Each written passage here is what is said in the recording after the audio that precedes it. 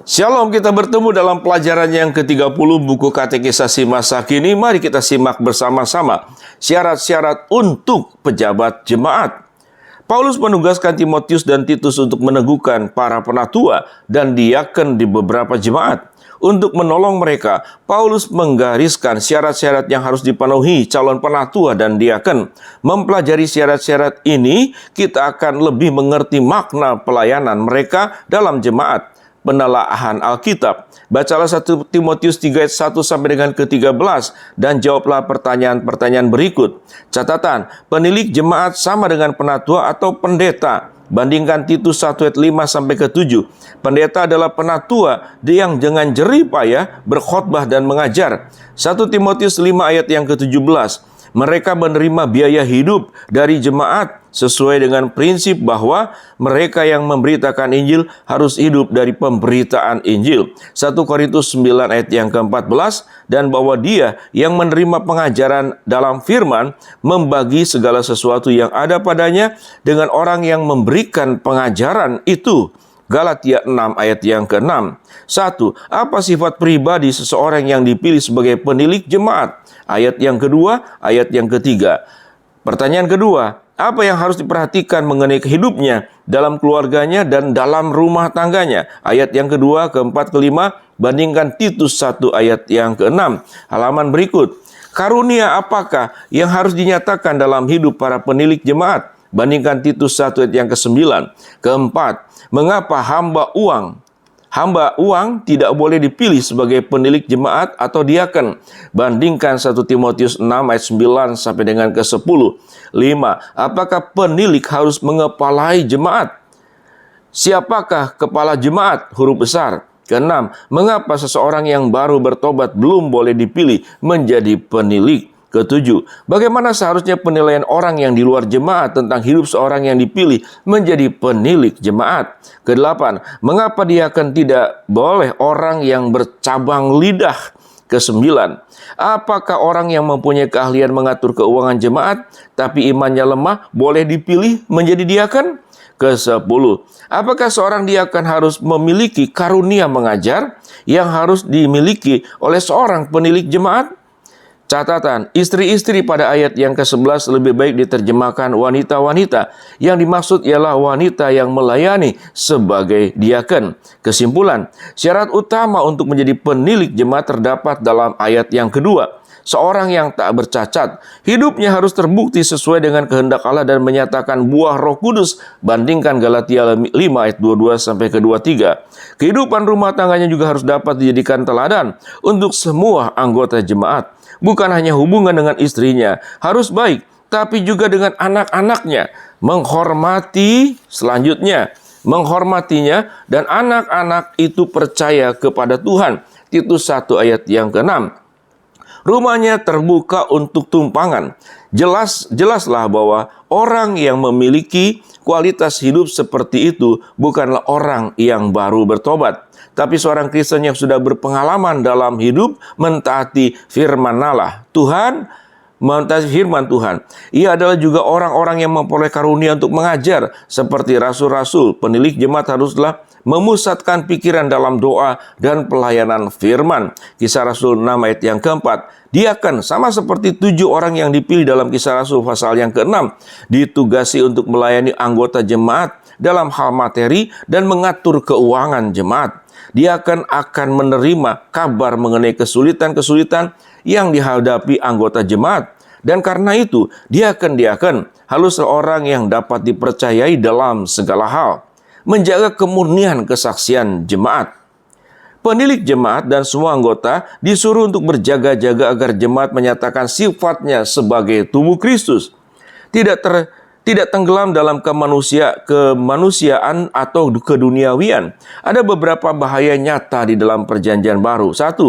Anggota jemaat yang hanya namanya saja Kristen, padahal mereka tidak mengenal Yesus sebagai Tuhan dan Juru Selamat. Lihat Lukas 8 ayat 13, Lukas 21 dan ayat 21. 1 Korintus 10 ayat 1 sampai ke dengan ke-12. Seperti banyak orang Israel tidak berkenan kepada Allah Demikian terjadi juga di gereja-gereja masa kini. 1 Yohanes 2 ayat 19, Wahyu pasal 2 dan pasal yang ketiga. Dalam jemaat-jemaat di Asia kecil, ternyata bahwa orang-orang yang benar-benar Kristen dicampuri dengan banyak orang-orang yang tidak mengenal Tuhan. Kedua, dosa-dosa dibiarkan dalam hidup jemaat sehingga kekudusan Allah tidak diindahkan lagi.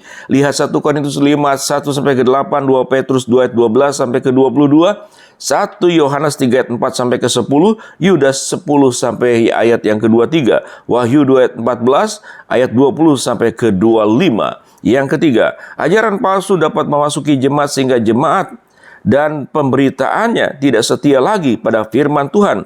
Lihat Kisah Rasul 20 ayat 29, ayat 30, Galatia 1 ayat 6 sampai dengan ke-9, Kolose 2 ayat 4 sampai ke-8, 1 Timotius 6 ayat 3 sampai dengan ke-5, 2 Petrus 2 ayat 1 sampai ke-3, 2 Yohanes ayat yang ke-9 sampai ke-11. Keempat, jemaat seperti perseorangan dapat meninggalkan kasih akan Kristus dan lebih mengasihi dunia ini. Lihat Wahyu 2 ayat yang ke-4, ayat yang ke-5, kemudian 2 Timotius 4 ayat yang ke-10, dan Filipi 2 ayat yang ke-21. Dalam semua surat perjanjian baru, orang Kristen atau jemaat dipanggil untuk hidup sesuai dengan pengakuannya sebagai tubuh Kristus. Ada jemaat yang meninggalkan Injil Yesus Kristus dan kehidupan yang kudus, sehingga jemaat ini hanya merupakan pertemuan rutin organisasi agama dan bukan lagi gereja yang benar-benar gerejawi. Bandingkan Wahyu 2 ayat yang ke-5, 2 Timotius 3 ayat yang ke-5. Firman Tuhan menantang setiap jemaat untuk terus-menerus diperbaharui dan menyesuaikan hidupnya dengan kehendak Allah. Karunia-karunia Roh Kudus dalam hidup jemaat. Bukan hanya penilik jemaat yang menerima karunia dari Roh Kudus untuk pelayanan. Kita sudah melihat bahwa jemaat adalah tubuh di mana setiap anggota-anggotanya mempunyai peranan dan dalam pertumbuhan jemaat itu. Penelaahan Alkitab. Karunia-karunia yang memperlengkapi anggota jemaat. Bacalah Efesus 4 ayat yang ke-7 dan ayat 11 sampai dengan ke-16 dan jawablah pertanyaan-pertanyaan berikut. 1. Apakah karunia-karunia yang diberikan kepada gereja A, B, C sampai dengan ke D? Kedua, mengapa tidak ada rasul-rasul atau nabi-nabi dalam hidup jemaat masa kini? Bandingkan Efesus 2 ayat 20, Ibrani 2 ayat 3 dan ayat yang keempat. Halaman selanjutnya. Pertanyaan ketiga, untuk apakah karunia-karunia itu diberikan kepada gereja? Ayat 12. 4. Apa tujuan Tuhan dalam pertumbuhan gereja? Ayat yang ke-13. Kelima, bagaimana peranan semua anggota jemaat dalam pertumbuhan jemaat? Ayat yang ke-16. Kesimpulan, ada 4 karunia yang diberikan untuk memperlengkapi jemaat dalam pelayanannya. Rasul-rasul dan nabi-nabi mendapatkan peranan khusus dalam abad pertama sebelum ada perjanjian baru. Mereka adalah alas dalam pembangunan gereja karena melalui merekalah diberikan kepada gereja pernyataan kehendak Allah yang sekarang tertulis dalam perjanjian baru. Pelayanan mereka juga merupakan dasar gereja karena mereka memberitakan Injil dan mendirikan gereja-gereja pertama. Apakah tugas pemberita Injil dalam perjanjian baru? Tidak begitu jelas. Dalam surat Timotius, 2 Timotius 4 ayat yang ke-5, kemudian di dalam Kisah Rasul 21 ayat yang ke-8 adalah jadi 2 orang, Timotius dan Titus. Itu dikatakan adalah pemberita Injil. Khususnya Timotius merupakan wakil Paulus. Sebutan pemberita Injil atau penginjil dapat dipakai sekarang untuk orang yang menerima karunia untuk memberitakan Injil dan mendirikan jemaat baru. Nampaknya mereka juga harus mengajar anggota-anggota lain dalam tugas pemberitaan Injil. Menggembalakan dan mengajar sebagai satu karunia adalah karunia yang biasanya nyata dalam hidup pendeta jemaat. Tugasnya ialah untuk menggembalakan mereka, mengajar anggota jemaat supaya mereka juga dapat berperan sebagai anggota tubuh sesuai dengan karunia-nya masing-masing. Penelaahan Alkitab, karunia-karunia anggota jemaat. Bacalah Roma 12 ayat 3-8, 1 Korintus 12 ayat 4-11 dan jawablah pertanyaan-pertanyaan yang berikut. 1. Apakah semua anggota jemaat menerima karunia yang sama? Yang kedua, adakah anggota jemaat yang tidak menerima karunia? Yang ketiga, bagaimanakah sebenarnya sikap orang yang menerima karunia? Roma 12 ayat yang ketiga. Keempat, Apakah karunia hanya diberikan kepada seseorang sebagai berkat pribadi? 1 Korintus 12 ayat yang ke-7. 5. Manusiakah yang menentukan karunia yang akan diterimanya?